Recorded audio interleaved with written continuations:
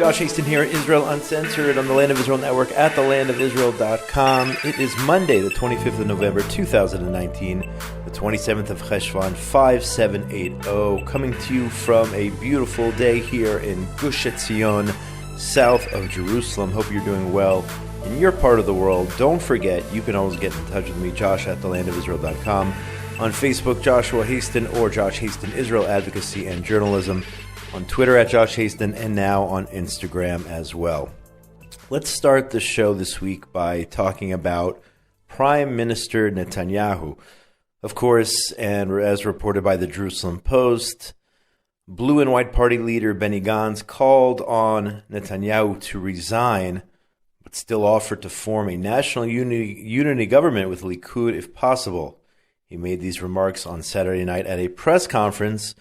Of course, this happened 2 days after Attorney General Avichai Mandelblit announced he is indicting Netanyahu for bribery, fraud, and breach of trust.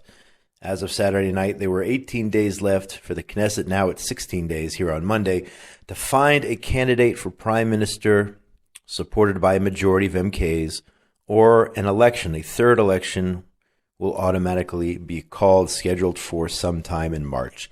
Let's talk about Prime Minister Netanyahu. Are you a fan of the Prime Minister, or do you not like the Prime Minister? I mean, for me personally, Prime Minister Netanyahu has done a lot of good for the state of Israel. He has open relations with countries all over the world, whether it's India, whether it's African nations. Of course, the wonderful relationship he has with the current administration in Washington, the Trump administration.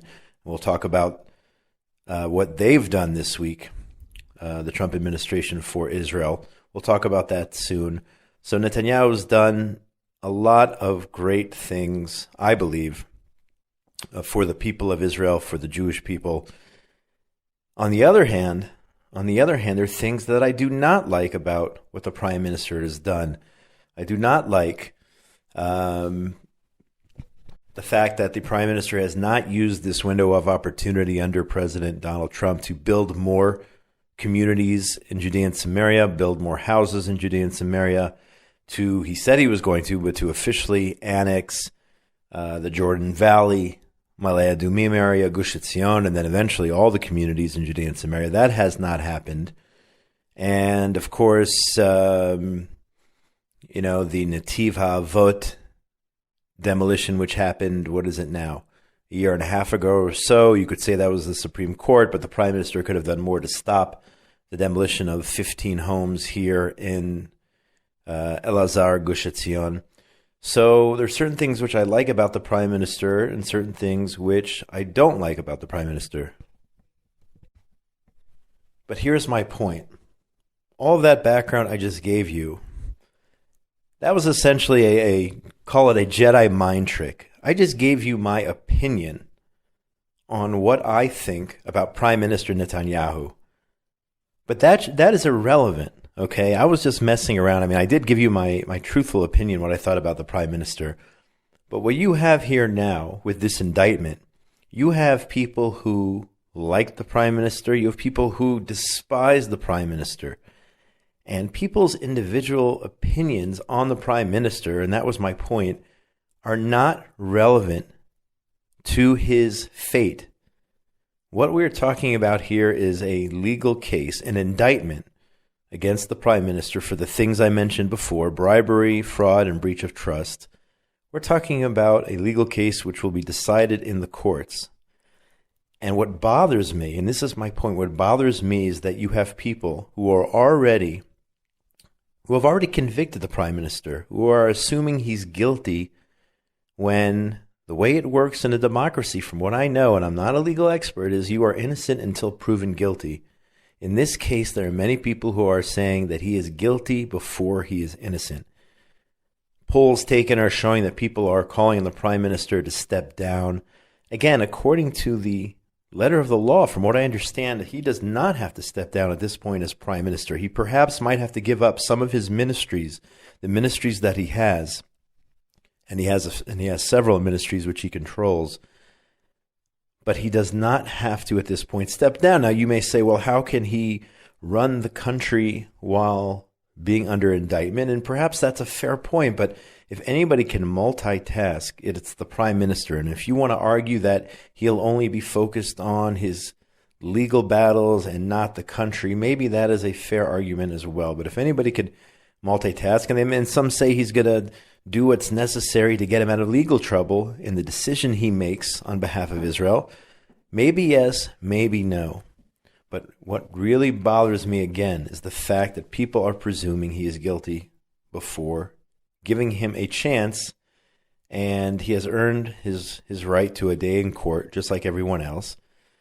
You can get into the whole legal issue itself, and if you really want a good understanding of the case, I would go check out an interview given by Professor Eugene Kontorovich from the Kohelet Policy Forum here in Jerusalem. Professor Kontorovich spoke to Fox News the other day and explained the reality behind the situation. He said that in terms of the bribery, he doesn't understand why Prime Minister Netanyahu is being charged with bribery. I mean, who doesn't try to get better press coverage? I mean, all politicians try to get better press coverage. And what exactly did he bribe those media outlets with? So if you want to understand it from that perspective, the legal perspective, go check out the video by Eugene Kontorovich on Fox News. Anyway, I hope you like that Jedi mind trick, because, again, everyone is giving their opinions of what they think about Prime Minister Netanyahu or the job he's done over the decade. And myself included, I've liked some things, I haven't liked other things, but that is irrelevant, and that's the problem. People are throwing their opinions into their personal opinions into what will be perhaps a lengthy legal battle. Hamas, though, is loving what's going on here. As reported by the Jerusalem Post, Hamas leader Ismail Haniyeh told reporters in the Gaza Strip on Saturday the indictment of Prime Minister Netanyahu raises the morale of the Arabs under Hamas control. Haniyeh also said the indictment would encourage Palestinians to show more steadfastness. He also called for enhancing military and political resistance. Military resistance, that is, in other words, terrorism. So as a result of the indictment, he is calling on the Hamas Arabs in Gaza and in Judea and Samaria to carry out terror attacks. That's the response. And for some reason, Israel negotiates with Hamas. Israel has essentially accepted Hamas's rule over Gaza. Of course, the argument is, well, if Hamas isn't there, then you're going to get other groups like the PIJ, Palestinian Islamic Jihad, they'll take over. But again, this whole notion that one terror group is better than another, I do not accept that. They're all evil, and I don't believe that we need to have a negotiating partner, even if it's indirectly. Why? He's calling for violence against Israel. I mean, Israel took out a big terrorist last week or a week and a half ago. I mean, why is Israel letting Ismail Haniyeh see the light of day? Why let him live? Honestly, he's the head of a maniacal terror organization with the blood of hundreds and hundreds of Jews and tourists on his hands. He should not be allowed to make statements like this without repercussions. That's my opinion. But anyway, Hamas celebrating the indictment. Just other issues here in regard to the indictment. Times of Israel reports that Attorney General Mandelblit has formed a panel to determine whether there is any legal impediment barring the Prime Minister from forming a government in the future due to the announcement of criminal charges against him. The Attorney General aims to draft and publish a legal opinion on the issue by the end of this week, according to the Hebrew media. The committee will also evaluate whether Netanyahu must resign once the charges are officially lodged in court, or may remain in office unless convicted and all appeals exhausted. It will also rule on whether the Prime Minister, must relinquish those ministerial portfolios, which I mentioned before. I mean, it's my understanding he'll have to do that.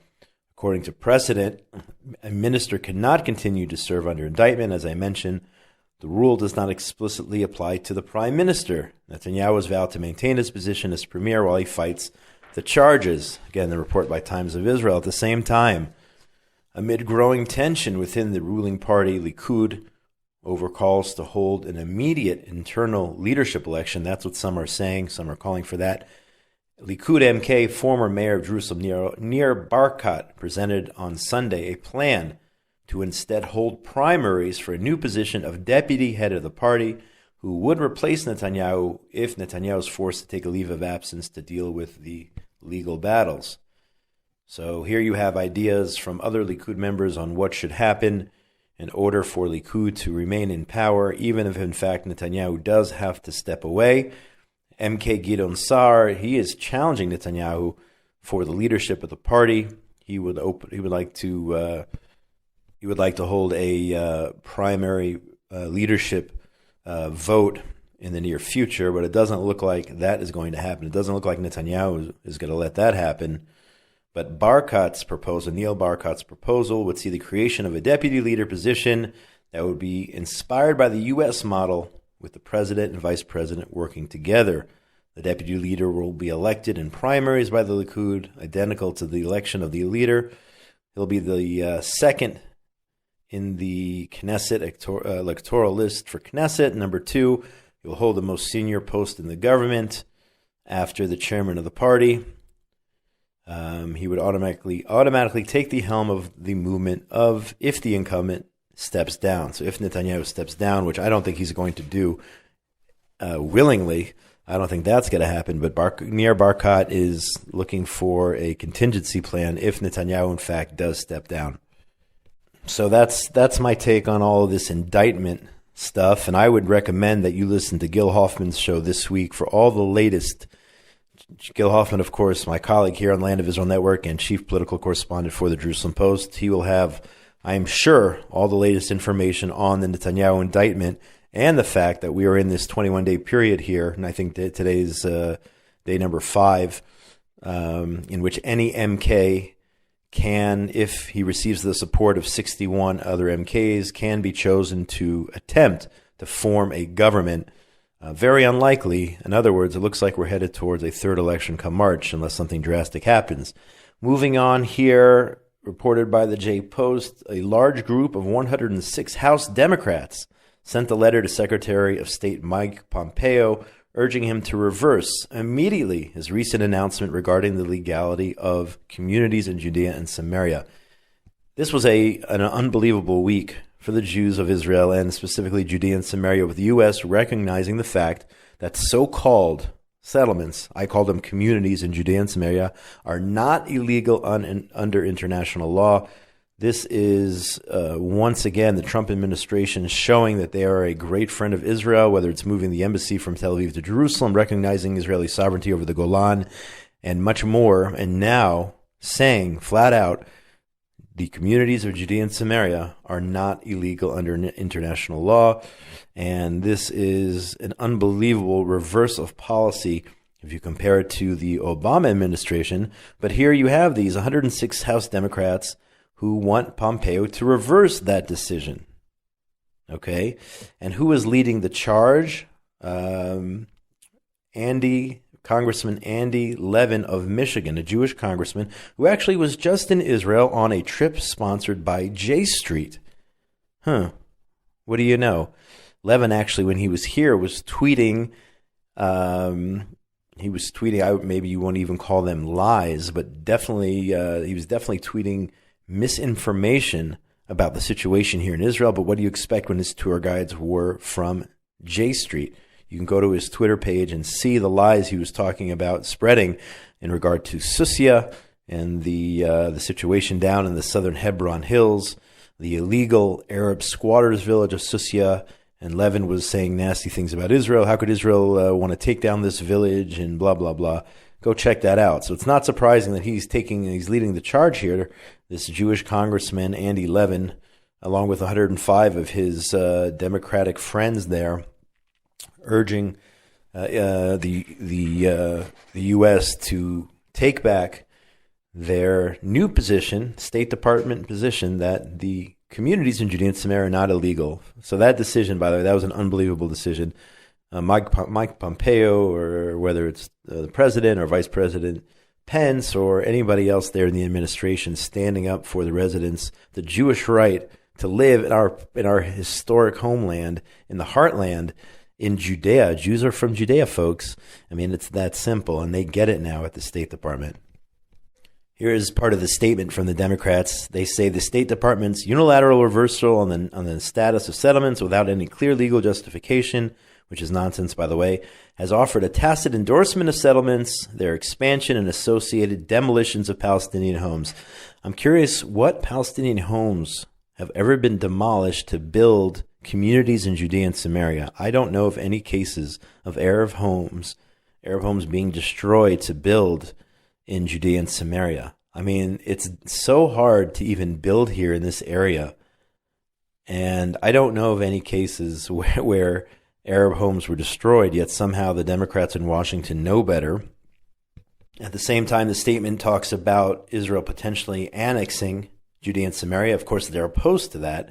They say annexation and the U.S. approval would destroy prospects of a two-state solution and lead to more entrenchment and blah, blah, blah. Stopping two-state solution is a good thing.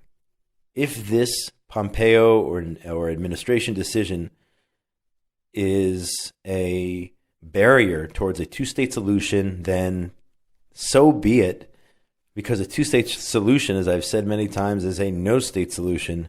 It would represent the beginning of the end of the state of Israel as we know it. And let's block a two-state solution by building more communities in Judea and Samaria, which actually bring us closer towards peace and coexistence with our neighbors than the reverse policy of creating a so-called, let's call it a PA state within the Jewish heartland and building more walls and fences and separation barriers, which I'm totally against, and creating a state on the other side of that barrier. I mean, where have we seen this before? Oh, yeah, Gaza, where we put up a barrier and pulled 10,000 Jews out of their homes, only to get an increase in rocket fire by 500% in terror tunnels and 3 military operations and much, much more. So they want to go back, the Democrats want to go back to this policy, which has failed over the last 25 years, land concessions towards a so-called two-state solution. It has not worked. And if Pompeo's decision helped thwart that, so be it.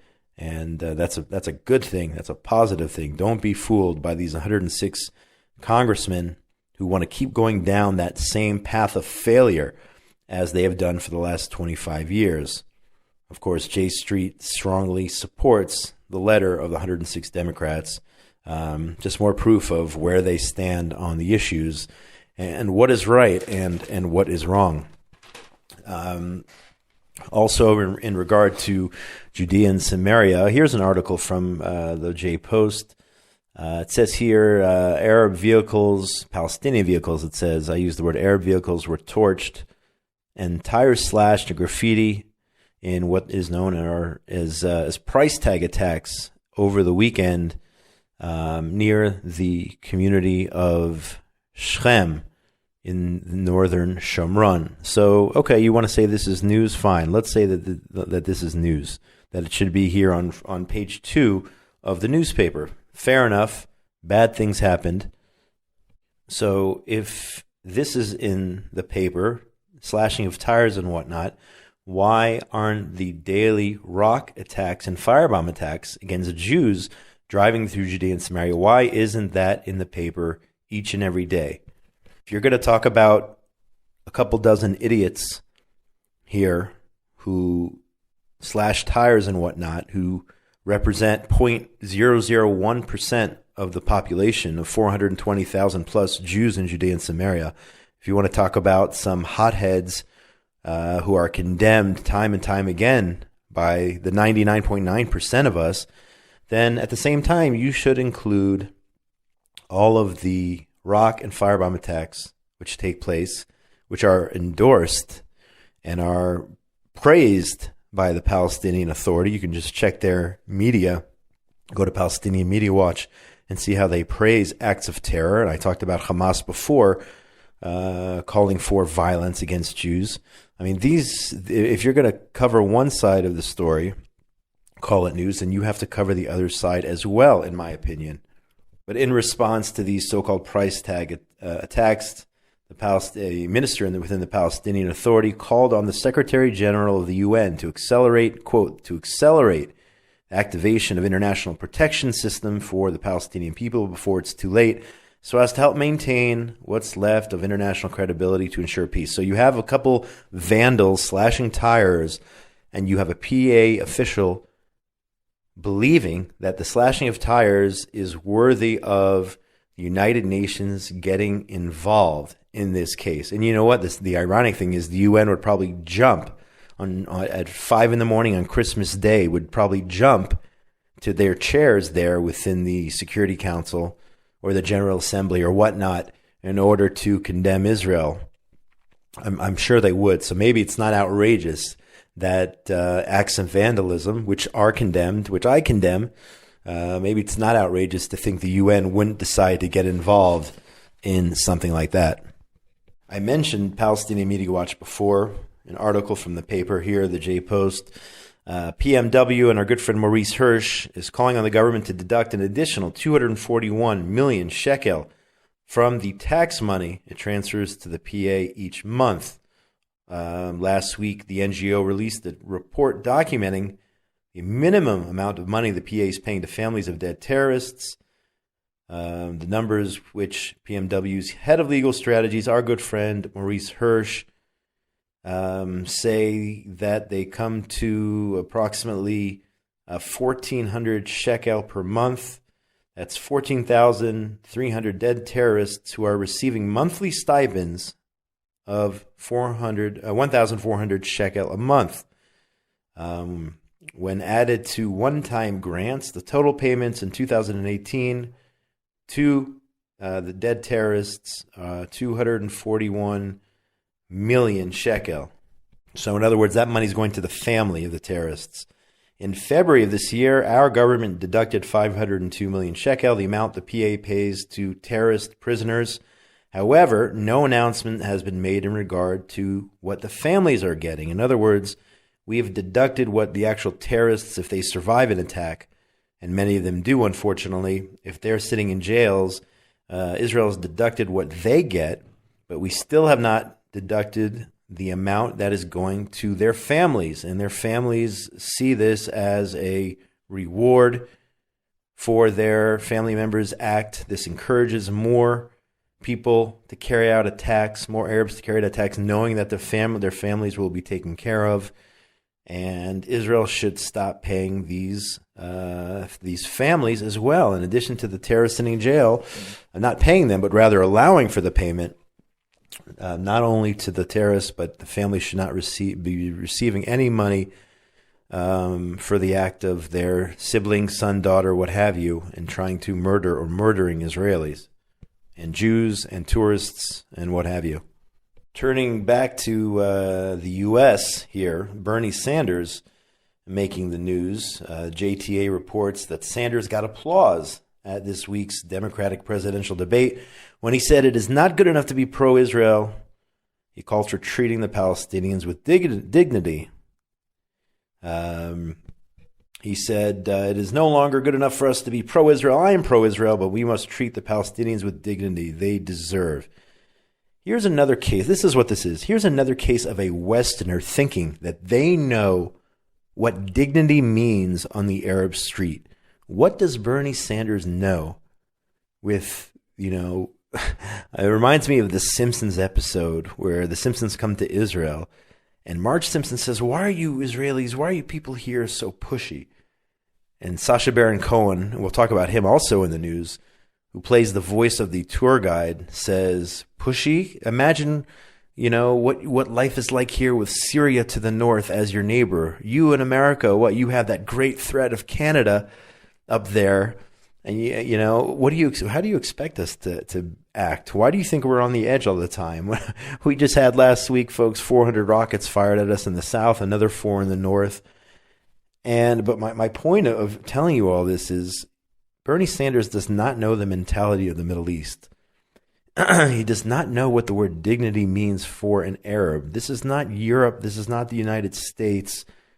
he doesn't understand the Arab mind or the Middle East mentality. So don't be preaching about what you know or what you think you know about dignity and how the Arabs view dignity. And I invite him to come to Judea and Samaria and see the dignity that the Arabs have here, despite the lies being spewed by the mainstream media about, using words occupation and whatnot, and accusing Israel of apartheid and all these horrible things. Come out here and see and get to know the Arabs, get to know those who live in this area and really understand what makes them tick and what they respect and what dignity means to them. This is the Middle East, folks, where strength and power reign, okay? Not this talking down or trying to tell, the Arabs what you think is best for them. I mean, how many administrations before the Trump administration have tried to cram a two-state solution or a so-called Palestinian state down the throats of the Arabs? That's not what they want. That's not what they're after. They're not one man, one vote. Those aren't their values. They live in a clan system, a tribal system, where the leader of the tribe, he's the one who calls the shots, and he has the respect, okay? And he has the dignity. And it starts with him. And this American, he's also Jewish, of course, Bernie Sanders from New York or Vermont or wherever he's from, he's going to try to lecture the Arabs here about dignity. So please do me a favor. Enough with your two-state solution and going down that path that you as an American, as a Westerner, think you know what's best for the Arabs here. Trust me, things would be a lot better between Arabs and Jews in this area if the European Union and elements from the Democratic Party and whatnot, and like we had in former administrations, if they would butt out, I guarantee you we would solve things or at least reach a point where things are a lot better than if these outsiders got involved here in the situation. Those who don't understand the situation, unlike Mike Pompeo, who gets it, okay? Let's be clear about that. Iran is in the news, according to the Jewish press. 400 killed, 4,000 wounded in protests in Iran here. And, it has to do with the rise in fuel prices and slashing of government subsidies. And there's crickets, okay? Where are all the human rights organizations? Why aren't they doing anything?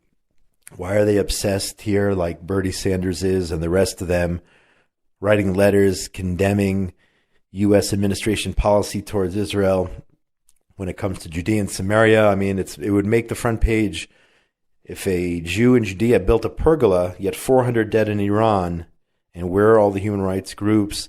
Why did the Obama administration pass the Iran bill, which essentially enabled the mullahs in Tehran, provided them with cash, and then you're going to go around and say, oh, no, it's terrible what's going on. I saw some tweets. Oh, it's so bad what's going on in Iran or whatnot. I saw Nancy Pelosi send out a tweet. Where were you when it actually counted and you had a chance to support the Iranian people? Instead, you decided to enable the regime and supply them with suitcases full of money. And this is why they're able to do what they're doing right now. And hopefully things will get better because of the pressure being put on them by the Trump administration, and of course Israel sending a clear message not to mess with us. But hopefully things will change for the Iranian people who are now being murdered in the streets of Iran. I mentioned Sacha Baron Cohen before. JNS reports British Jewish actor Sacha Baron Cohen, he received an award. He accepted the Anti-Defamation League's International Fellowship Award in New York City this past week, criticized social media giants for allowing hate speech to flourish on their platforms. This was a great speech he gave the other day upon receiving his award. You can go online and check it out, slamming these social media groups, Facebook and whatnot, for giving, as he says here, giving bigots and pedophiles a free platform to amplify their views and target their victims. Referencing he did, imagine what it would be, what the situation would be if Hitler had Facebook to spew his messages of hate. So Sacha Baron Cohen there, in a serious role, if you will, talking about how social media is being used by anti-Semites and haters of the Jewish people and haters of a lot of other peoples as well, to spread their horrible and hateful messages. So well-deserving there, Sacha Baron Cohen. Again, it's you might have a problem seeing him as being somebody serious for all the spoofing he does and whatnot. I mean, he did do a great job, by the way, I think he did a great job playing the spy Eli Cohen in the Netflix documentary or docudrama or whatever, miniseries, I don't know what it's called, based on the life of the Israeli spy in Syria, our man in Damascus, Eli Cohen. There he took on a serious role, and now here in the real world, taking on a serious role, going after targeting the social media giants for their role in spreading hate around the world. And finally, on today's show, we didn't have any guests on today. There was just so much news, so many things I wanted to get to here. Tens of thousands of Jewish Israelis and visitors this past Shabbat Chayei Sarah, some say up to 50,000 people, which I think would be a record, spent Shabbat in the ancient holy city of Hebron at the Tomb of the Patriarchs. This is a yearly pilgrimage to mark the reading of that Torah portion when Abraham, nearly 3,800 years ago, bought a plot for his beloved wife, Sarah, a burial plot there. He paid it full price. More proof that the land of Israel, which was not only belongs to the Jewish people, but in many cases was purchased with cash to redeem the land, as Abraham did.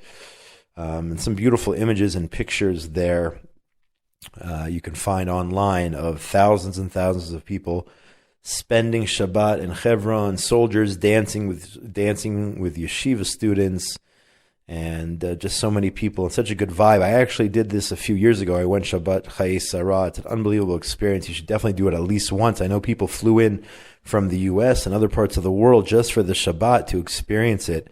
It's really, really a highlight of the year, a true festival. So if you're in Israel next Shabbat Chayei Sarah, you have, another 51 weeks to get ready for it.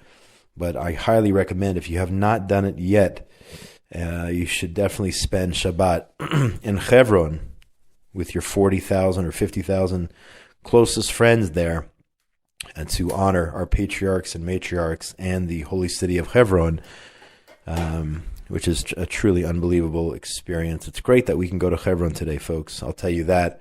And hopefully with the Pompeo decision and hopefully with our own administration, we'll be doing more and more building throughout Judea and Samaria, throughout the land of Israel, and Jews will be able to resettle on our God-given, historic homeland, whether it's our biblical connection or our modern connection, or the fact that we won the war, so to speak.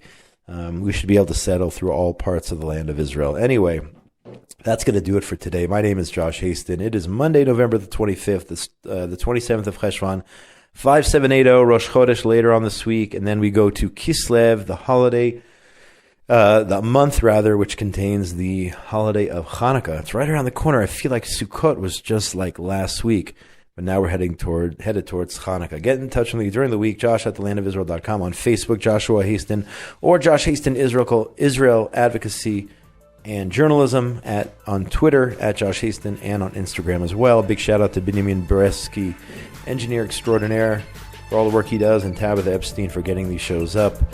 Have a good week, everybody, wherever you are in the wonderful world of ours.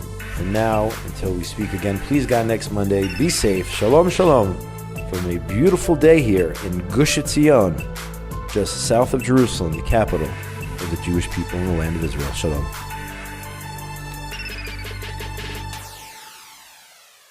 The world, says Albert Einstein, is a dangerous place to live, not because of the people who are evil, but because of the people who don't do anything about it. And I say that one thing you can always do is tell the tale. So I'm Rav Mike Foyer, and this is The Jewish Story. Join Rav Mike Foyer for the best Jewish history podcast, The Jewish Story, on the Land of Israel Network